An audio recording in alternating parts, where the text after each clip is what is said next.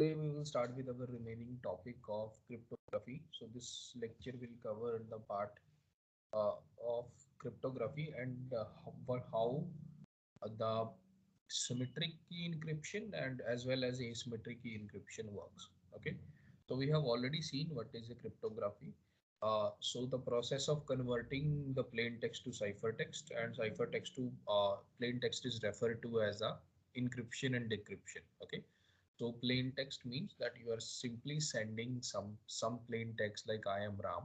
It is converted into a ciphertext such that it is not understandable by any means. Okay, so it means if any third party person tries to eavesdrop or try to intercept your message without the key, he or she will not make sense of that message. Okay, so key is very much important in this case. Okay, so keep that in mind. In cryptography you will always need a key. Okay, so what can you simply say what actually is a cryptography? In very simple terms, you can easily say that a cryptography, just wait a second.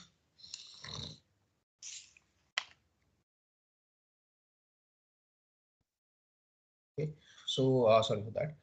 So you can, in simple words, you can say that cryptography is the process of encryption and decryption. Okay. In other words, you can, in very simple words, you can say that cryptography is a process in which you send the message that is intended for a particular person, and if it is intercepted in the middle, no one is able to read it. Okay, so it is just cryptography is a process such that a particular message reach to its sender without any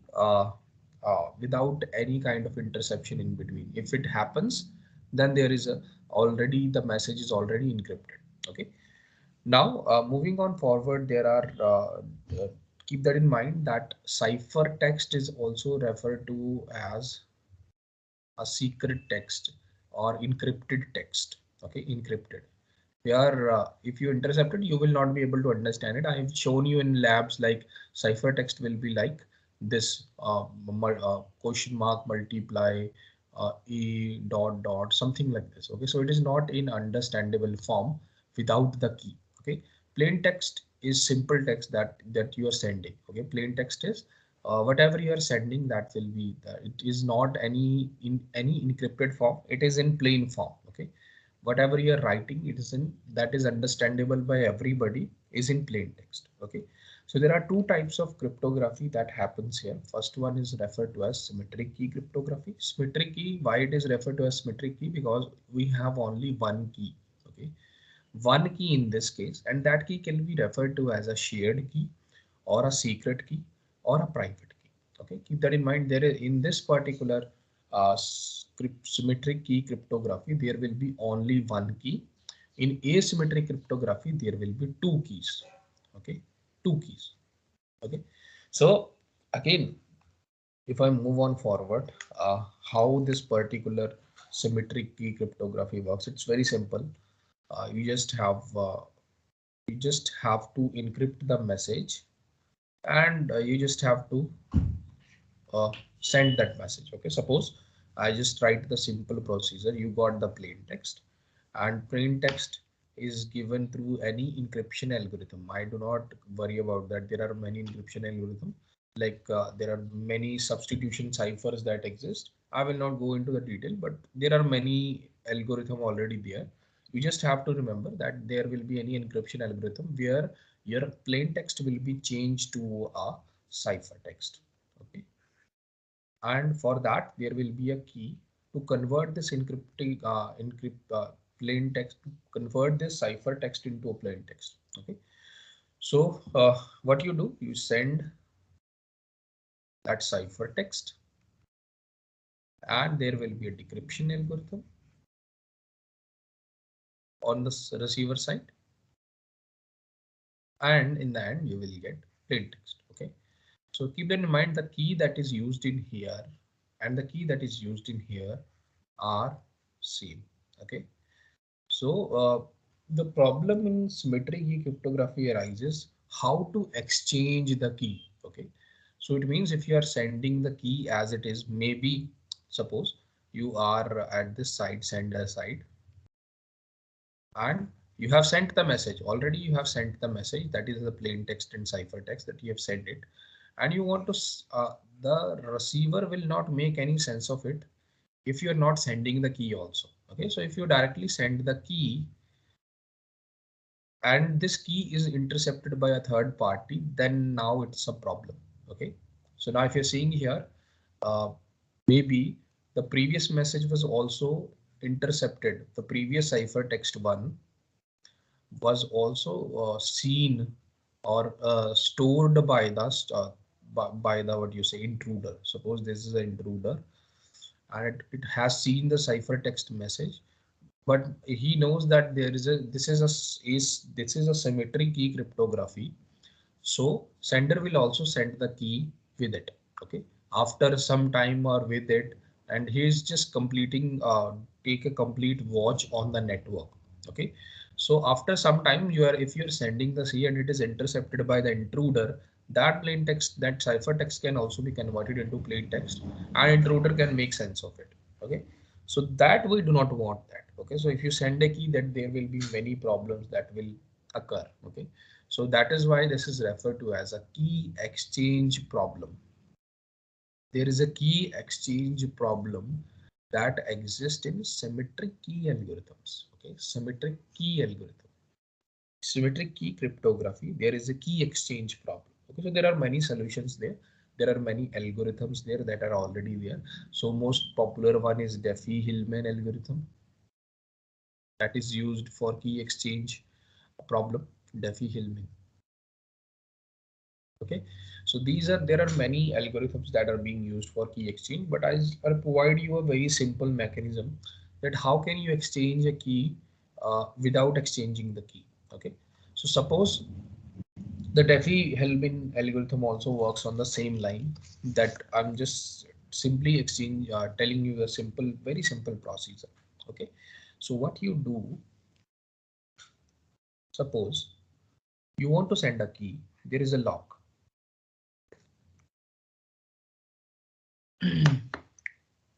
Okay, so you apply a lock.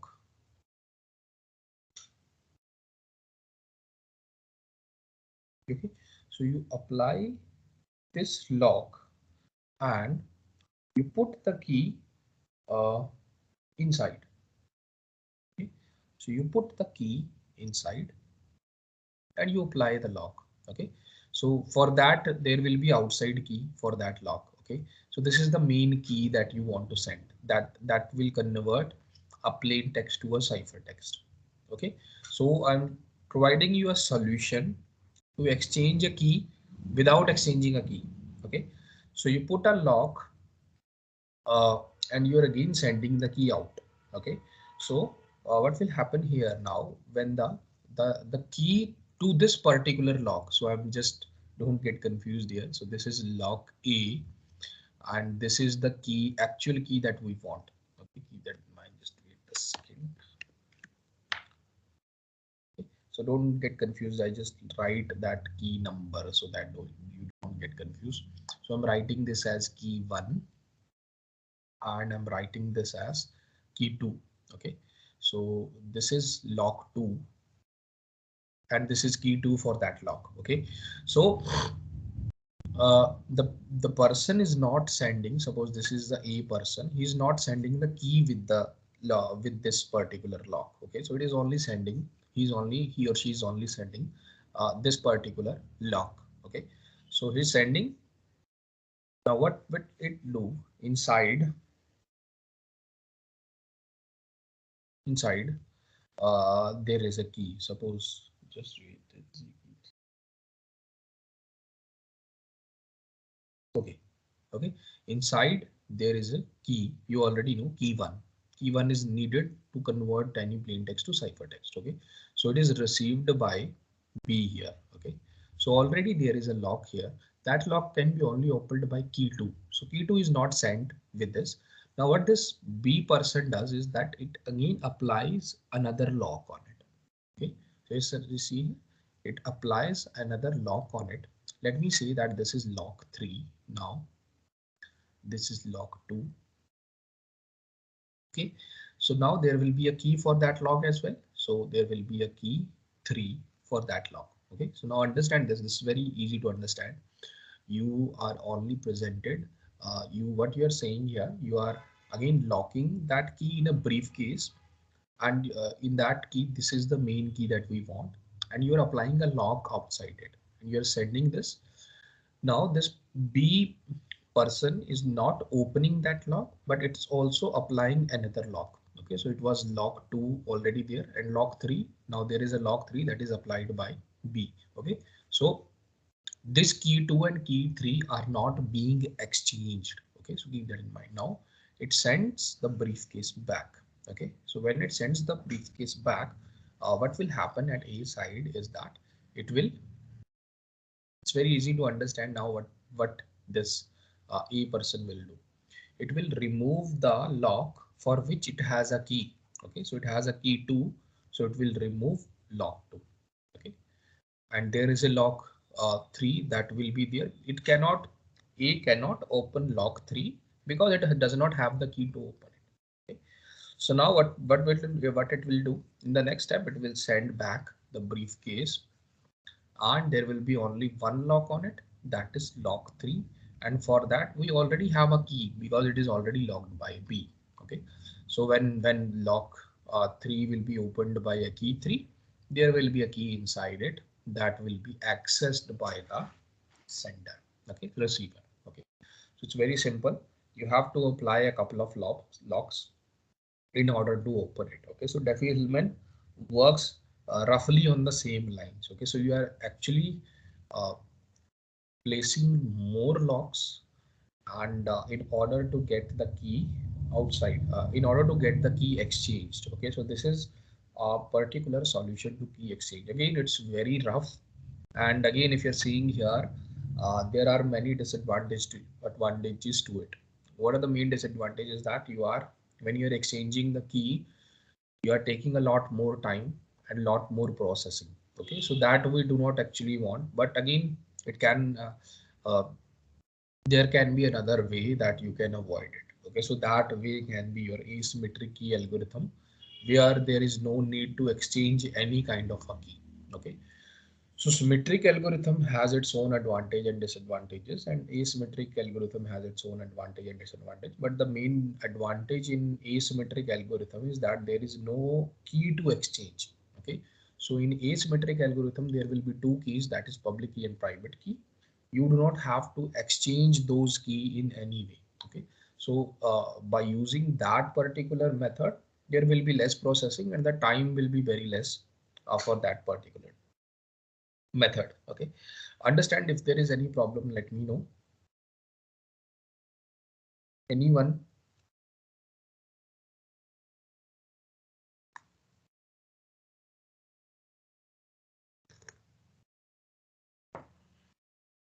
Okay, anyone having any problem with this particular method, key exchange problem? No, sir. So next one is your public key, private key, or asymmetric algorithm. Okay, just don't confuse with the name. Why we are calling this a private key method, a symmetric key method, a public key method? Sorry, it's a secret key, shared key, because there is only one key, and you call that key either a symmetric key or a shared key or a secret key or a private key. Okay, so main thing is that this particular key, that is one key, you have to keep secret. You cannot reveal that particular key to anyone. Okay, so it's like a password. If you're revealing that password, there is no going back. So any person can access your profile, and that will particularly create a very, what you say, security consequences for you as well. Okay, so in the next method there is no key, so there will be less consequences because you will not be able to reveal any kind of a key for that thing. Okay, so I'm again writing it: public key, private key,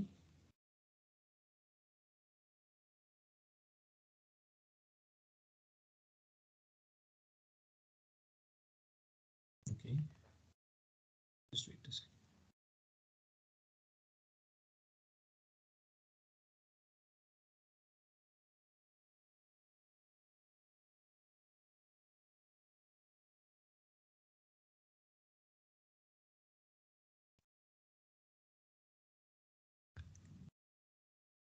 Okay, so there is no hash in between. You can say public key, private key, or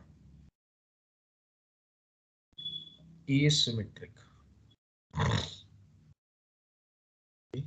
So before going deep into this method, you have to understand that uh, uh, the basic definitions that will be there. Okay, so how many keys are there? What are these? So keep that in mind that if there is a sender A is sending a message to a receiver B, there will be two keys that will be available to this particular uh, person. Okay, so it will be public key of A and private key of A. Similarly, there will be two keys that will be accessed to this particular person, that will be public key of B and private key of B. Okay. Okay. So just let me give the definition and I'll get back towards this one. Okay. So what are the public key and what is the private key here? Okay. So keep that in mind. A has public key of A, private key. Similarly, B has public and private key. Okay. So public key means a public key is public to all. Okay. So anyone can access this particular key. Okay. It is public to all. Okay. So it means anybody, I can be third party. B can also access the public key of A and anybody can. Okay.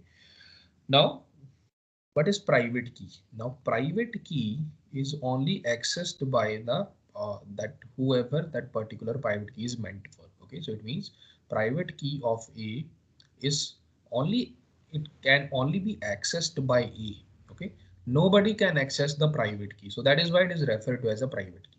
Okay, so public key of A can be accessed by all. Private key of A can only be accessed by E. Nobody can access it. Similarly, public key of B is public to all. Anybody can access it. Anybody can access it. But private key of B, only B can access it. No other person can access it. Okay, so it is again like a secret key. Okay, keep it in mind. Now, one more thing. Uh, so whenever you want to encrypt a plain text message, how that encryption and decryption will take place, I also have to tell you about that. Okay. So if you are encrypting anything with the help of public key of A, if you are encrypting anything with the help of, suppose there was a plain text and you have converted using public key of a ciphertext. Okay. So that particular ciphertext one can only be opened by the private key of A. It cannot be opened by any other uh, method. Okay. So if you are taking a plain text, you are uh, encrypting it with the help of a public key. It can only be opened with the help of a private key of A. So it is keep that in mind. Okay. So if you have any public key of A, encryption is done by a public key of A, then decryption can only be done by public key, private key of A. Similarly, if encryption is done by private key of A, it will only be decrypted by public key of A. Okay. Similarly, if encryption is done by private key of B, it can only be opened by public key of B. And if it is done by public key of B, it will be done. The decryption will be done by private key. Okay. So understood here? Any doubt till here? So wherever there is a public, there has to be a private. So if you want to decrypt anything, there will be private. Opposite to public, and keep that in mind. It has to be a for a particular person. If there is A, then only the A person can open it. Okay. So if there is the encryption is like from public key of A, it cannot be opened by private key of B. Okay. Keep that in mind. Okay, so keep that in mind. These are some of the terms that you have to remember in public and private key that we use. It's very easy. Just keep that in mind. This is for A and this is for B. Okay.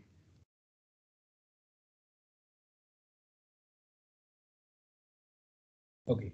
So moving on forward. Now you can easily make sense of it. How will this work? I'll show you. Okay. So there is a person present, there is a B person present. A wants to send a message to B. Okay. So you already know there will be a plain text or a message that you want to send to B. So this message will be encrypted by an encryption algorithm. Suppose you encrypt that message. Now there are three choices that exist here. Okay. There are three or four choices, three choices. Public, keep that in mind that we have here public key of A, private key of A. Similarly, we have here public key of A and private key of B. Sorry, public key of B, private key of B. Okay. So how can you encrypt this message? Okay, so how many choices here for encryption exist? Okay, so there are four keys that exist here. Okay, there are four keys that exist here. So I'll write that choices. So you can either encrypt this message with the help of private key of A. Yeah, no, sorry, public key of A. You can either encrypt this message with the help of a private key of A, or you can either encrypt with the help of a message of public key of B. Okay, so you do not have access to private key of B. Keep that in mind when you are standing here. You do not have access to private key of B. It is secret to B only. Okay, so again there is a compulsion. If there is a private key, that cannot be shared with any other person. Only you have to keep it. If you are sharing this private key to any other person, that only you are liable for it. Okay, you are liable for it. Here for encryption there are only three choices. Okay, first one is public key of A, public key of private key of A, or public key of B. Okay, so if you think about it, you can easily make sense which one is the best candidate for it. Okay, so starting with that, I'll try to encrypt each and every one. Okay? I'll try to encrypt each and every one here with each and every method here. Give it a second.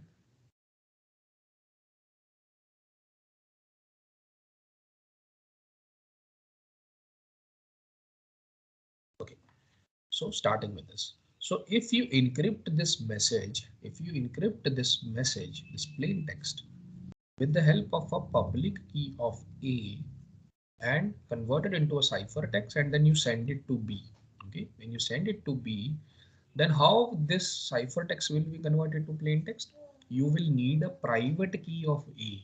Okay, again that becomes a asymmetric problem. Then you have to exchange your private key with B. Okay, so that we do not want. We already seen that there is a asymmetric algorithm. Then why do we go with this particular method? Why do we go with this trouble to make two public and private keys if you are again sending the key to the B? Okay, so it means public key of A is not a particularly good solution. Another thing is uh, when you use private key of A.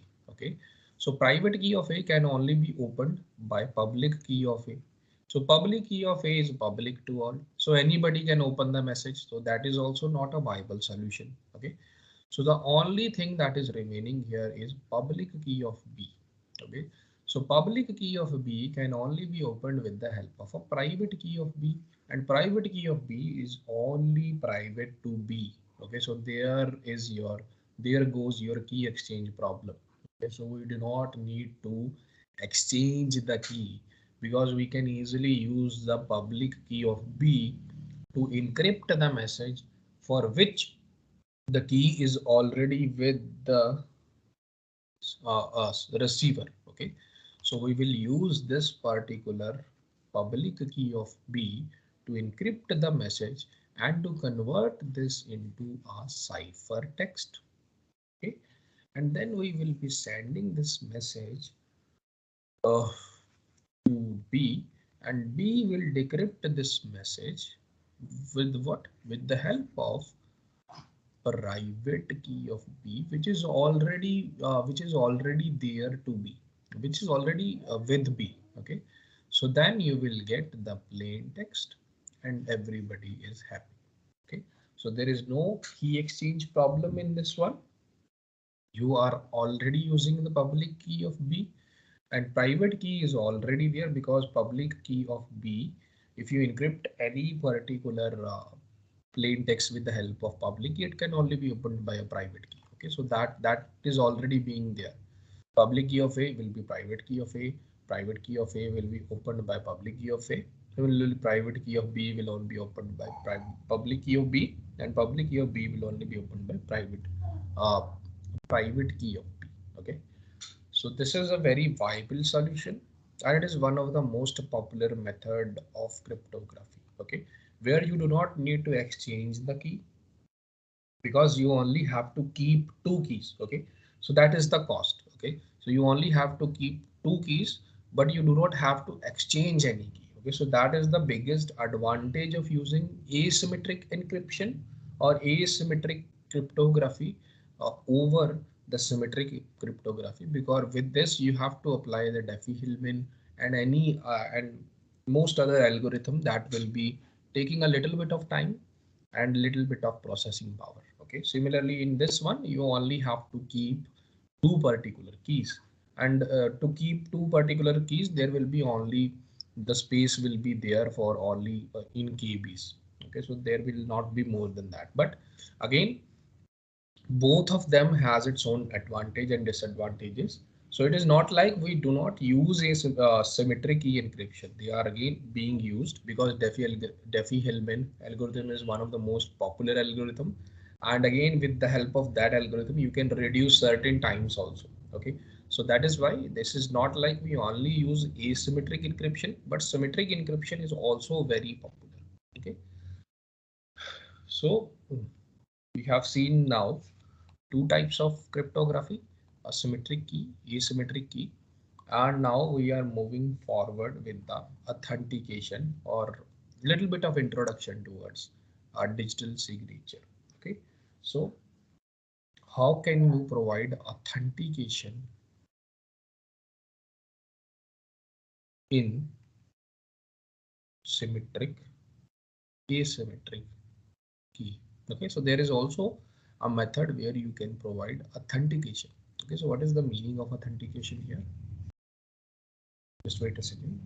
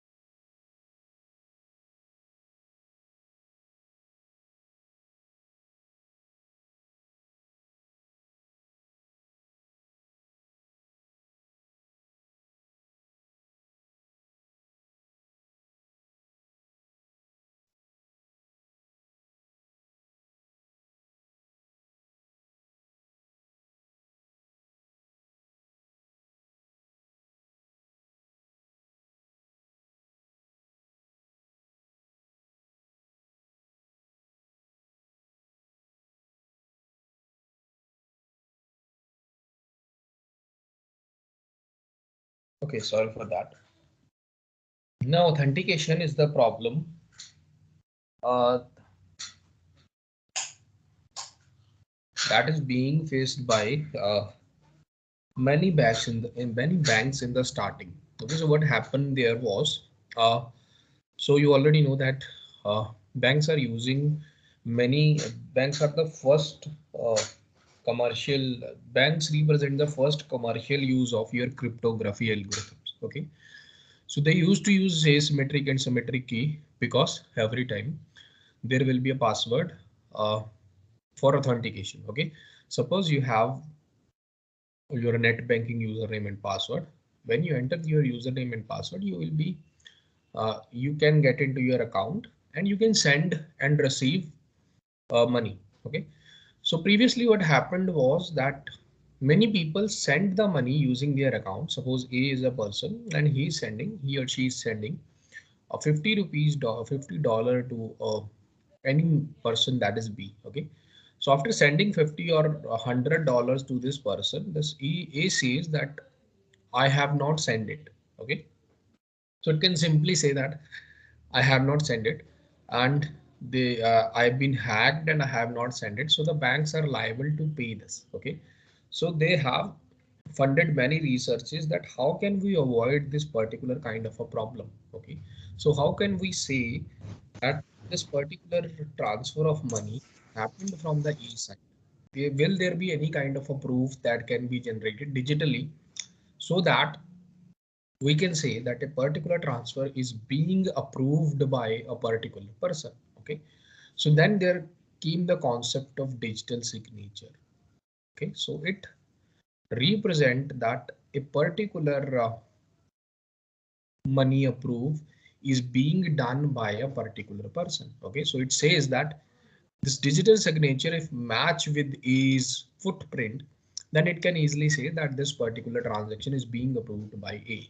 Now, how this happens is very simple. Okay, so if you understand the procedure till now, you can easily understand how is this relevant to you. Okay, so now in asymmetric I'm talking about, you already know that suppose there are many concepts like message digest, uh, hash function. I'm not just going into that, I'm just very presenting you a very simple solution that you can easily understand it. Now here there will be a plain text, and with this I want to convert this into, I want to encrypt this, and I want to convert this into a ciphertext. Okay, so I just want to send a signature to B. Okay, so I'm not worried about that. Keep that in mind. I'm not simply worried about right now that this particular message can be seen by anything, can be seen by anybody. Okay, so when you send a signature digitally, it can the digital signature can change afterwards also. Okay, so keep that in mind. Okay. So now understand this, my whole purpose is for this particular exercise is authentication, to prove that a particular message originated from is machine. Okay, so my particular person is that my particular purpose is that I am not worried about that this particular ciphertext can be converted into a plain text by anybody. I'm not worried about. Okay, so if it opens, if any third party opens the message, he or she will only get the signature. He or she will not get anything else, because signature can be changed afterwards. Okay, so it is randomly generated and it can be changed afterward. Keep that in mind. Now here for encryption, again we have three choices. First choice is public key of A, private key of A, and public key of B. Okay, now how can we make sure that this particular message is opened by, or this particular message is sent by A's machine? Okay, so if I encrypt the message using public key of A and send it to B, how can B say that it is sent by A? Okay, so it can only be opened by a private key of A, and it again presents the same problem of key exchange. Okay, so if I got the key only, if I got the key of A, only then I can say that this particular message is originated from A. Okay, another thing is if I use public key of B, then there is no role of this person, okay, because everything is related to B. Again, I cannot prove that a particular message is originated from this particular person, that A person machine. But if you see here, there is a private key of A, okay. So private key of A, if I encrypt this with the help of a private key of A and I send it to B, okay, so I can send it to B. Now B, if B uses public key of A, that is available to all, that is available to all. If B uses public key of A, only then it will get, it can convert this cipher text to a plain text. Okay, so it is making sure that this message is encrypted with the help of a private key of A. That is why it is being decrypted. Okay, so that particular thing is the process of digital signature. Okay, so what it means is that A is encrypted with encrypting the message, mostly the signature, not the message, not any other that any other message or any other thing is going on here. So this process is only for the signature. Okay, we are only sending the signature, not anything else. Okay, so what it means is that A is using its private key.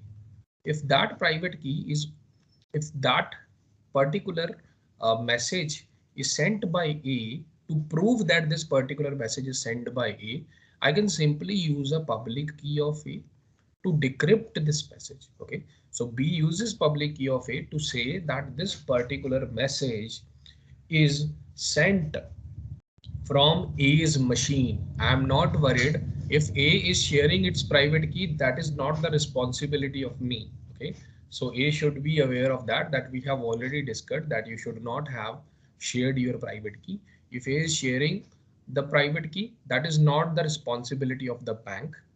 And if if A, now A cannot be, what you say, A cannot say and A cannot deny that a particular transaction is being done by me. Okay, so whenever you do a particular transaction, any transaction on bank website, there will always be a digital signature generated along with the transaction. Okay, along with the transaction, there is a digital signature generated. So bank can later verify that signature. If you say that I have not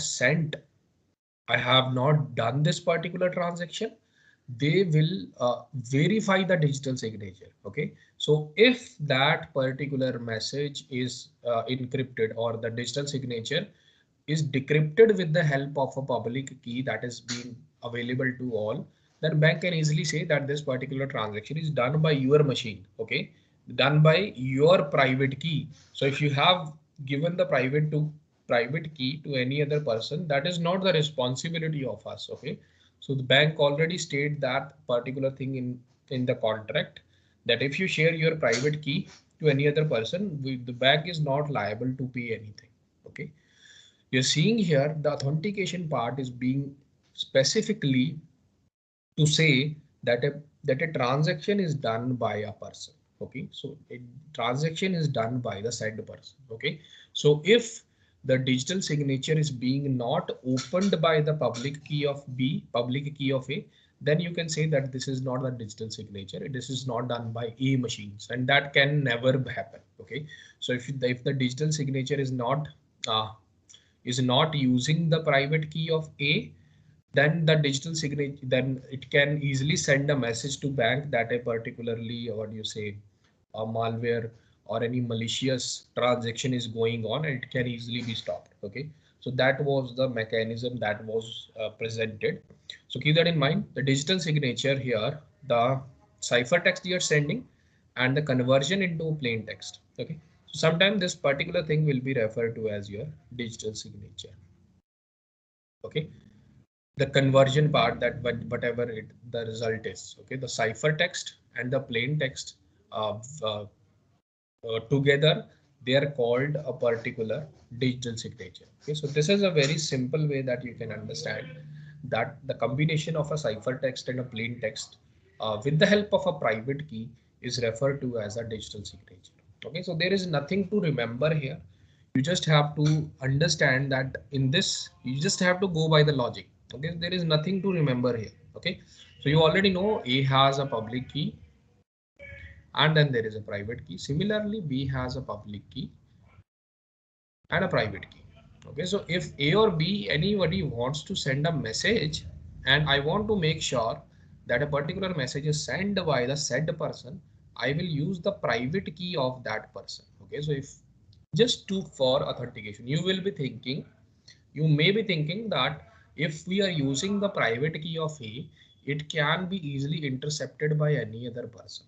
Yes, yes, it is there because private, you have used the cipher text, you have used the private key of it to convert a particular message, to convert this message into a private key. Okay, so on the way anybody can access, and because public key is available to all, public key of A is available to all, so it can decrypt this message with the help of a public key. Okay, yeah, you are correct, but what this person will get, it's only a digital signature.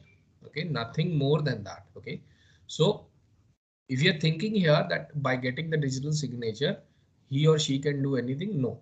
Okay, so every time after 2 or 3 seconds the digital signature again will change. Okay, so there is no validity for this thing. Okay, so this machine will change depending upon the time, the digital signature will again be changed. Okay, so that is why it's very secure. Okay, so if anybody is able to see your digital signature, that signature cannot be copied because it is not valid after 2 or 3 seconds or 1 or 2 seconds, because it is dependent upon the system machine clock.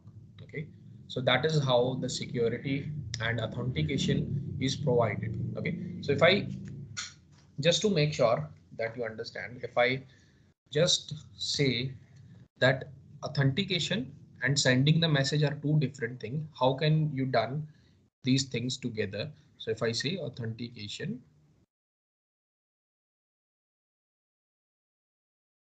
and I'm encrypting everything together. Okay, so these are two different things. How I'll do it together, just I have to repeat the procedure. So you are A, you're taking the plain text, you are encrypting it. Okay, so this is a plain text where we using the public key of B, and that is for security.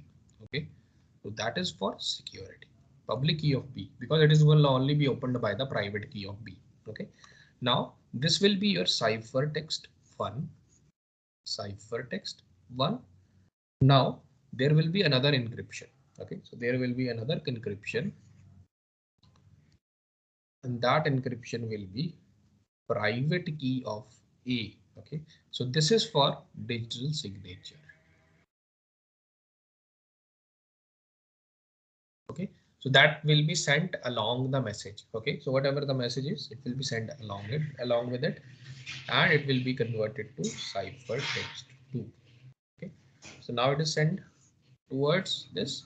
Now there will be cipher text 2 and it will be decrypted to make sure that it is sent by a particular user. First it will be decrypted towards the public key of A, then it will be converted to cipher text of 1, then it will be decrypted with the private key of B. Okay, so only this message will be opened if it is decrypted by the public key of A. If it is not sent by A, you will not entertain that message. So that is the advantage of using a digital signature. Okay, so it will be converted into a plain text and then it will receive to B. Okay, so you're seeing here I have added the authentication and encryption together. Okay, okay.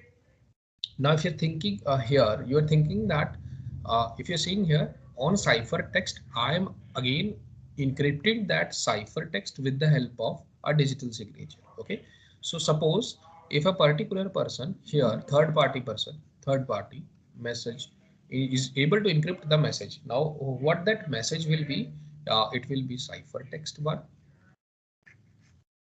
ciphertext 2. Okay, so this is the message that is being sent, and if it is encrypt, it will what do you say, intercept by this particular C. Now what is being available to this person?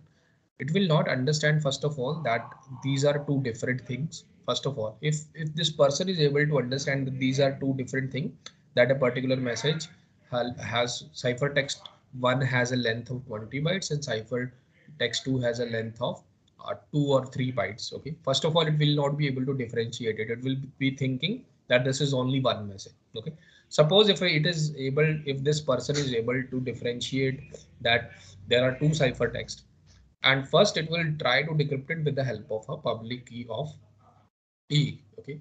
So when it decrypt it, it will only get the ciphertext. It will again get a ciphertext here. Okay.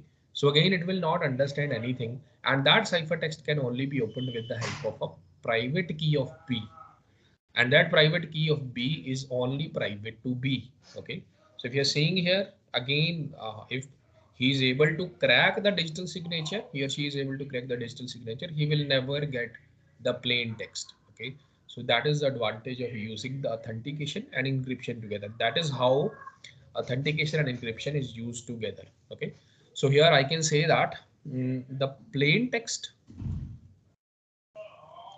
however, what the digital signature will be, the plain text and the cipher text too. Okay, so I will say this as the digital signature. Okay, so till here anybody has any doubt? Okay, okay. So I think that is enough for now. I'll discuss next topic in the next one. Okay, so thank you for listening. You can move on to the next one. Any doubt, let me know, because it's very important